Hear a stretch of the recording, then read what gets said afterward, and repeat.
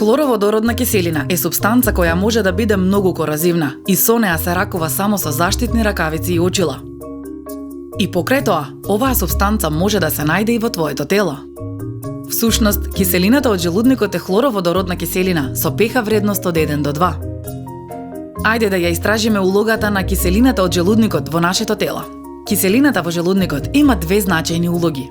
Прво, бидејќи е многу кисела и со ниска pH вредност, таа врши денатурација на било кој конзумиран протеин, разрушувајќи ја неговата глобуларна структура до аминокиселински низи.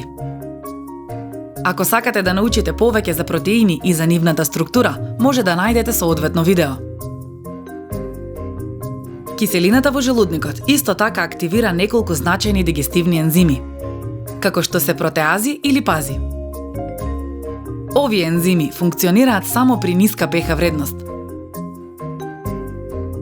Протеазите ги раскинуваат долгите аминокиселински низи во пократки низи, па дури понатаму и до аминокиселини. Што мислите, што прават липазите?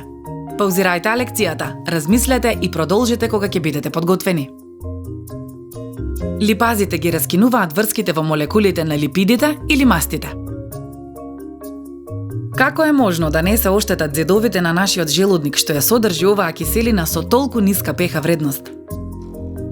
Одговорот се наоѓа во типот на клетките кои се наоѓаат во внатрешната обвивка на желудникот. Овие клетки лачат секрет што ја спречува киселината од желудникот да го оштети. Кога има премногу киселина во желудникот, таа се движи нагоре кон хранопроводот, покрај прстенот на кардијалниот сфинктер.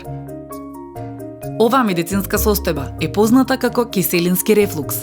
Ова може да се случи како резултат на консумирање големо количество храна за кратко време или како резултат на консумирање одреден тип храна, како на пример кисела или зачинета храна или пак храна со висока содржина на масти. Земајќи ги предвид причините за вишок на киселина во желудникот, што мислите, како може да се неутрализира? Паузирајте лекцијата, размислете и продолжите кога ќе бидете подготвени. Може да помогне консумирање на нешто базно, кое ќе го олесни чувството на печење. Ова е еден пример од секојдневниот живот за реакција на неутрализација меѓу киселина и база.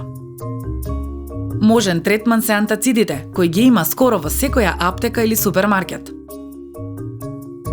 Во зависност од типот на антацидот, може да ги содржи следниве супстанци: калциум карбонат, магнезиум карбонат и натриум хидроген карбонат. Да го земеме калциум карбонатот како пример.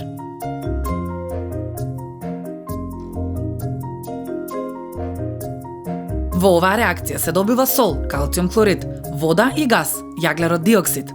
Оваа реакција може да го олесни чувството на печење, предизвикано од вишокот киселина.